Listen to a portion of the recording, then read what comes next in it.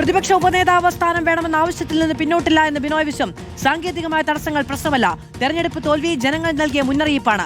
വ്യക്തിപൂജ ഉണ്ടായിട്ടുണ്ടെങ്കിൽ അത് വലിയ പിഴവാണ്. പിഴവുകൾ തിരുത്തി തിരിച്ചു വരണമെന്നും ബിനോയ് വിശ്വം പറഞ്ഞു. ഞങ്ങളുടെ പാർട്ടിക്ക് ബോധ്യമുണ്ട്. ആ പോസ്റ്റ് പ്രതിപക്ഷ ഉപനേതാവ് സ്ഥാനം CPIക്ക് അവകാശപ്പെട്ടതാണ്. ആ CPIക്ക് കിട്ടും. CPI നേതാക്കൾ പറഞ്ഞത് കീഴടക്കമാണ്, പിന്നെ സാങ്കേതികമാണ്. ഭരണഘടനാ പ്രകാരം അങ്ങനെയൊന്നില്ലെന്ന് പറഞ്ഞു. ഞങ്ങൾക്കും അറിയാം ഭരണഘടനാ പ്രകാരം അങ്ങനെയൊന്നില്ല. പക്ഷേ കേരളത്തിൽ അതുണ്ട്.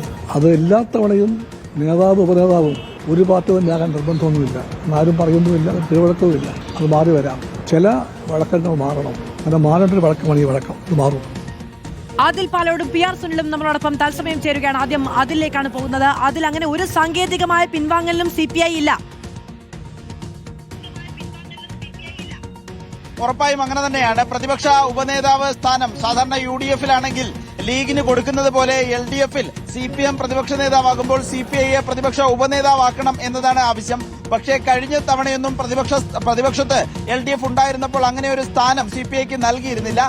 അങ്ങനെ സാങ്കേതിക കാര്യങ്ങളൊന്നും പറഞ്ഞ് ഭരണഘടനാ പദവിയല്ല എന്നാണ് CPM പറയുന്നത്. അങ്ങനെ സാങ്കേതികമായ നിലപാടുകൾ പറഞ്ഞ് ഈ പദവി ഉപേക്ഷിക്കാൻ കഴിയില്ല എന്നുള്ളതാണ് നിലവിൽ ബിനോയ് വിശ്വത്തിന്റെ പ്രതികരണമായി വന്നിരിക്കുന്നത്. ഈ ആവശ്യത്തിൽ നിന്ന് ഒരടി പോലും വിട്ടുവീഴ്ച ചെയ്യാൻ തയ്യാറല്ല CPI എന്ന് സംസ്ഥാന സെക്രട്ടറി ബിനോയ് വിശ്വം ദില്ലിയിൽ പ്രതികരിച്ചിരിക്കുന്നു. സാങ്കേതികമായ തടസ്സങ്ങൾ പ്രശ്നമല്ല എന്നുകൂടി പറയുകയാണ്. ഏതായാലും വളരെ പ്രധാനപ്പെട്ട ഒരു പ്രതികരണമായി അത് മാറുകയും ചെയ്യുന്നു എന്നുള്ളതാണ്. CPM-ഉം CPI-യും പലതരത്തിലുള്ള തർക്കം പ്രതികരണങ്ങളിലടക്കമുണ്ടായിരുന്നു. റിപ്പോർട്ടർ ടിവിക്ക് 2 ദിവസം മുൻപ് നൽകിയ പ്രതികരണത്തിലും ആശാസമരത്തിലും PM ശ്രീയിലും അടക്കം തെറ്റുപറ്റി ചില നയവ്യതിയാനങ്ങൾ പ്രത്യയശാസ്ത്രപരമായി സംഭവിച്ചു എന്ന് കുറ്റപ്പെടുത്തിയിരുന്നു. ഒപ്പം തന്നെ പലയിടത്തും വ്യക്തി അധിഷ്ഠിതമായിട്ടുള്ള പ്രചരണങ്ങളിലേക്ക് പോയതിൽ പാളിച്ചയുണ്ടോ അത് തിരിച്ചടിയായി എന്ന പ്രതികരണവും ഉണ്ടായിരുന്നു. ആ വിധത്തിൽ CPM-ഉം CPI-യും തമ്മിലുള്ള ഒരു പ്രശ്നം അവിടെ നിലനിൽക്കുന്നുണ്ട്, തർക്കം നിലനിൽക്കുന്നുണ്ട്. തെരഞ്ഞെടുപ്പ് ഫലത്തിന് പിന്നാലെ അതിന് കുറച്ചുകൂടി ബലം നൽകുന്ന ആ തർക്കത്തിന് എരുതിയിൽ എണ്ണ എന്നതുപോലെയാണ് ഈ വിഷയം കൂടി വന്നു ചേർന്നിരിക്കുന്നത്. CPI കൃത്യമായി ആവർത്തിച്ച് ആവശ്യപ്പെടുകയാണ് തങ്ങൾക്ക് പ്രതിപക്ഷ ഉപനേതാവ് സ്ഥാനം വേണം. അങ്ങനെയെങ്കിൽ മുൻ മന്ത്രി കെ രാജനെ ആ പദവിയിലേക്ക് എത്തിക്കാനാണ് CPI ആലോചിക്കുകയും ചെയ്യുന്നത്. ആവർത്തിച്ച് ആ പദവി ആവശ്യപ്പെട്ടുകൊണ്ടിരിക്കുകയാണ്. ഒരു സാങ്കേതിക കാര്യങ്ങളും പറഞ്ഞ് പദവി തടയാനാകില്ല എന്നാണ് CPI പറഞ്ഞു വെക്കുന്നത്. ശരി, ഇനി മുന്നണിക്കുള്ളൊരു പ്രശ്നത്തിന്റെയും അങ്ങോട്ടും ഇങ്ങോട്ടുമുള്ള വടംവലിയുടെയും മാത്രം ആവശ്യമേ ബാക്കി നിൽക്കുന്നു എന്നുള്ളതാണ്. PR സുനിൽ കൂടി നമ്മളോടൊപ്പം ചേരുകയാണ്. സുനിൽ, വ്യക്തിപൂജ ഉണ്ടായിട്ടുണ്ടെങ്കിൽ അത് വലിയ പിഴവാണ്. പിഴവുകൾ തിരുത്തി തിരിച്ചു വരണമെന്ന് ബിനോയ് വിശ്വം ആവശ്യപ്പെടുകയാണ്. കഴിഞ്ഞ ദിവസം CPIയുടെ നേതൃയോഗത്തിൽ തന്നെ വലിയ വിമർശനങ്ങളുണ്ടായിരുന്നു CPM-ന് നേരെയും മുഖ്യമന്ത്രി പിണറായി വിജയന് നേരെയും. ആ ഘട്ടത്തിലാണ് നമ്മൾ ഈ പ്രതികരണത്തെ കാണേണ്ടത്.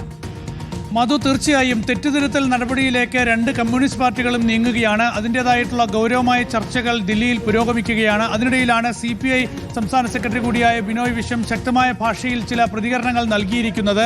അതിൽ കഴിഞ്ഞ 5 വർഷക്കാലം, കഴിഞ്ഞ 10 വർഷക്കാലം ഇടതുപക്ഷ സർക്കാർ കേരളത്തിൽ സ്വീകരിച്ചിട്ടുള്ള പല നയങ്ങളിലും ഒരുപാട് നയവ്യതിയാനങ്ങൾ ഉണ്ടായി എന്നതാണ് ബിനോയ് വിശ്വം ചൂണ്ടിക്കാണിക്കുന്നത്. നമുക്കറിയാം CPI നേരത്തെ PM ശ്രീ വിഷയത്തിൽ ഉയർത്തിയ പ്രതിഷേധത്തെക്കുറിച്ച് നമുക്കറിയാം. അന്ന് PM ശ്രീയിൽ ഒപ്പുവയ്ക്കാനുള്ള സംസ്ഥാന സർക്കാരിന്റെ തീരുമാനത്തെ ഒരു കാരണവശാലും അംഗീകരിക്കാനാകില്ല എന്ന് CPI നിലപാടെടുത്തു. പിന്നീട് PM ശ്രീയുമായി മുന്നോട്ട് പോകാൻ കഴിയില്ല എന്നൊരു തീരുമാനത്തിലേക്ക് LDF സർക്കാരിന് എത്തേണ്ട ഒരു അവസ്ഥയുണ്ടായി. അതൊക്കെ തന്നെ രാഷ്ട്രീയമായി വലിയ ക്ഷീണമുണ്ടാക്കിയതാണ്, വലിയ ആശയക്കുഴപ്പമുണ്ടാക്കിയതാണ്. അതുപോലെ തന്നെയാണ് ഇപ്പോൾ ആശാ വർക്കർമാരുടെ സമരത്തിൽ എടുത്തിട്ടുള്ള തീരുമാനം. ഒരു സമരത്തെയും അധിക്ഷേപിക്കാൻ പാടില്ല, അപമാനിക്കാൻ പാടില്ല എന്ന നിലപാട് CPI എടുക്കുകയാണ്.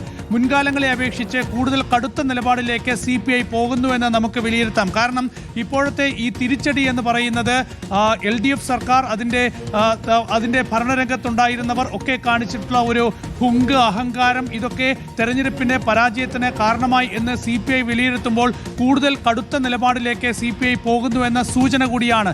അവിടെയാണ് പ്രതിപക്ഷ നിരയിൽ പ്രതിപക്ഷ ഉപനേതാവ് സ്ഥാനം വേണം എന്ന ആവശ്യം കൂടി CPI ശക്തമാക്കുന്നത്. അതുകൊണ്ട് തന്നെ വരും ദിവസങ്ങളിൽ ഇതൊരു വലിയ തർക്കമായി മാറുമോ, CPIയെ അനുനയിപ്പിക്കാൻ CPM എന്ത് നീക്കം നടത്തും എന്നതൊക്കെ കാത്തിരുന്ന് കാണണം. ഏതായാലും തെറ്റ് തിരുത്താതെ ഇനി കമ്മ്യൂണിസ്റ്റ് പാർട്ടികൾക്ക് കേരളത്തിൽ മുന്നോട്ട് പോകാനാകില്ല എന്ന കാര്യം വളരെ വ്യക്തമാണ്.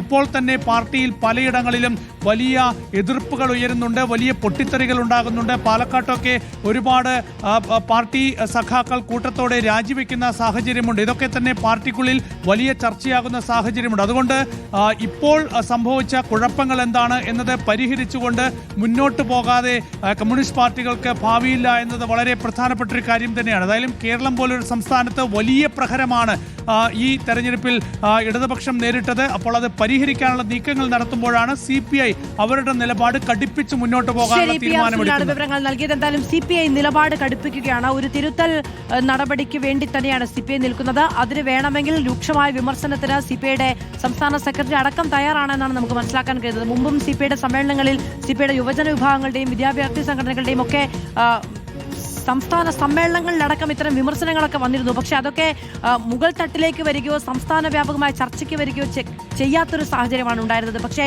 പരാജയത്തിന്റെ പശ്ചാത്തലത്തിൽ വിപുലമായ ചർച്ചയ്ക്ക് ഒരുങ്ങുകയാണ് CPI എന്നാണ് മനസ്സിലാക്കേണ്ടത്.